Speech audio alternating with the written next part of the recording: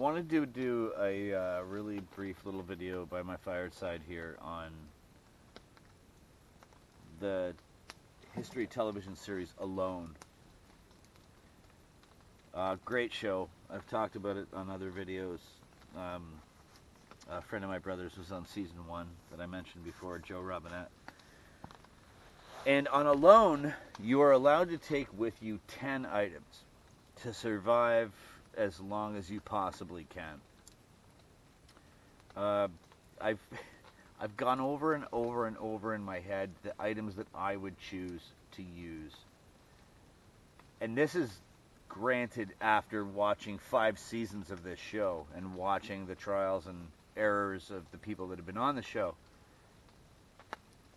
But I think I got it narrowed down pretty good. If I was to be on season 1 like Joey was, I may have chosen my items differently, and maybe incorrectly. But after watching the series progress, I mean, a few items are a given.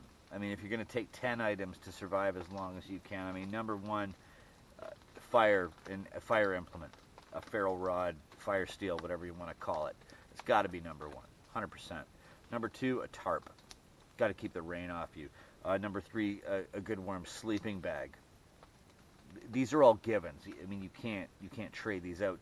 A pot to boil water in, a pot or a cup or whatever, something to cook and boil water in. So like a pot, a sleeping bag, a tarp, and a fire lighting implement. The first 4 are givens. You cannot get around those if you're going to do this as a contest. A shelter, you have a tarp to keep you dry, sleeping bag so you can sleep and be warm, something to boil water in and cook in, and something to create fire with. Those are your first 4. A knife, obviously. You have to have a good sharp knife. Beyond those 5, the next 5, the last 5, that's up for debate. I've seen a lot of people take a bow and arrow. In the last couple of seasons, I've seen that work. I've seen people in Mongolia in season 5 here, feathering grouse for meals and whatnot and things like that. But I've seen a lot more people miss with that bow and arrow. And I do archery. I have a bow and arrow. I hunt with a bow and arrow. And when you miss and you're in the woods, actually, you know what? When you miss, period, 99 times out of 100, that arrow is gone. It's gone.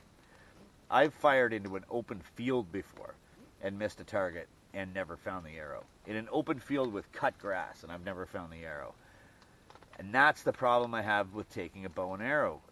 It's when you run out of arrows, that bow is now kindling. It's useless. Like it's a useless tool without that. It's like having a gun with no bullets. You may as well be. It's like Bill Burr said. You may as well be standing there with a stapler in your hand. If I'm going to take a weapon to actually hunt with, and this is something that I've never seen anyone take on Alone, and maybe it's against the rules. I don't see why it would be. It doesn't make sense if you could take a bow and arrow, why you wouldn't be able to take a slingshot. I have a slingshot in my safe bag that I did a video on before. I don't know if I actually included it in the video, but it's always in there. When I go camping, when I'm out in the actual wilderness, I don't have it right now because I have a 22 and I'm not that far from safety, but when I'm actually out in the bush, I don't go anywhere without my slingshot because it's a reusable weapon that doesn't require any firepower. It's not really going to break down as long as it's maintained. All I need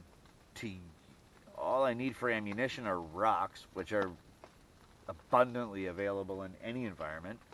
I can take one big rock and I can hit a larger target like a turkey or a grouse or something like that. If it's a small bird, I can take a handful of gravel and wind it up. It's like buckshot. It just baffles me that no one ever takes a slingshot. I would take a slingshot over a bow and arrow any day. Yeah, you can say, well, with a bow and arrow you can take down a deer. Well, on a show like Alone, when you're out in the wilderness in say grizzly country or black bear and cougar country, you're gonna kill a deer.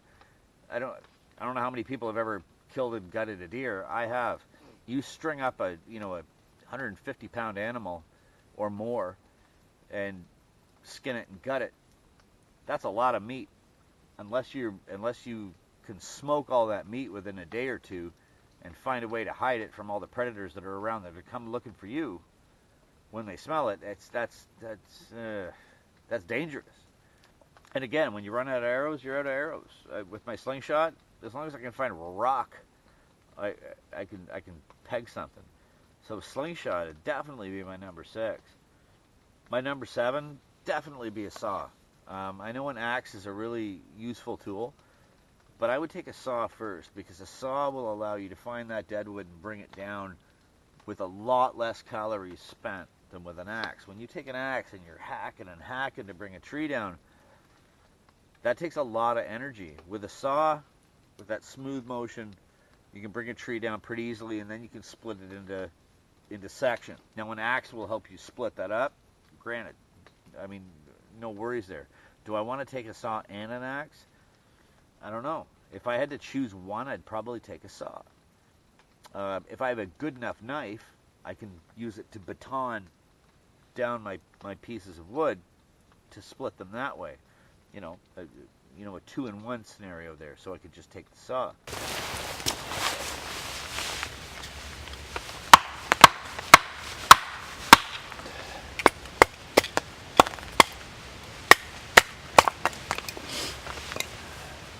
I mean, another item paracord.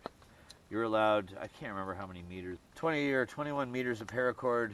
Everyone was allotted. That's lots. I mean, you can take small sections and then take off the sheath, and you have small cordage. That can be used for multiple things. Lanyards and stringing up your tarp and building shelters and doing multiple things. So, paracord's another one for sure. That takes us to 6, 7. One of the things I've always thrown on top of there was the extra tarp. You got a ground sheet and then a cover, or multiple covers. You can make a teepee. You could do so many other things with another tarp. You can have one tarp for a shelter, another one for a fire reflector, just like this. So maybe an extra tarp taking you to 8. Another one that I don't know if anyone's ever taken is a food ration. And I know that's one thing that you can actually take on the show is a food ration. That's something that's almost a no-brainer to me. Though that first week, when you've spent all your calories getting up a shelter, getting a fire started, hunting, fishing, whatever it is, those few little calories, once in a while, when you get to that point where you're just ready to give up because your stomach's growling so hard, just to have that little bit of morsel of food to put in your belly to keep you going. A food ration would be so important. As long as you were strong enough and intelligent enough to ration it properly, that could go a long way. Into number 8 and number 9. I mean, this should actually have been earlier to say number 9. This should probably have been around number 6 or 7 as a fishing kit. Fishing line and some hooks. All you need to do is find some grubs or an insect, and you've got bait. You can use a stick and use it as a reel. So fishing line, 100%. If you're in a coastal region, I may throw a gill net in there. That Mongolia, with the rivers running through, I probably wouldn't go with a gill net at all. I'd probably just go with a fishing line. If I was on the coast, I'd probably go with a gill net over a fishing line. That takes me to around 9 items. Number 10, pick what you will. But that's, the biggest things that I would take that not a lot of other people would take would be food ration, an extra tarp, and a slingshot. 100%. Maybe as a 10th item, I would throw in an axe. Because, it is a very, very useful tool, but I would take a saw first. So those would be my 10 items. And I'm pretty sure I can make that work. So if there's anybody from Malone watching, keep me in mind, Patrick Fletcher, Wilderness Wisdom. I'd love to be a part of it. And I think I could give it a good go. You'd have to drag me out of the woods. You'd have to drag me out of wherever you put me. I'd wake up every day and look at the camera and say, not today. You would literally have to pull me out for medical reasons to get me out of the woods for $500,000. You can guarantee that. I'm not saying I'm an expert or I'm better than anybody else that would do it, but Yeah, I wouldn't disappoint the audience. That's for sure. So that's my opinion on Alone. Thanks for watching this one. Please subscribe. I could really use the support. And leave a comment. Tell me what you think. If you disagree, let me know. Be glad to answer you. Oh, whatever's out there is fighting again. You have a good night, friends. Take care.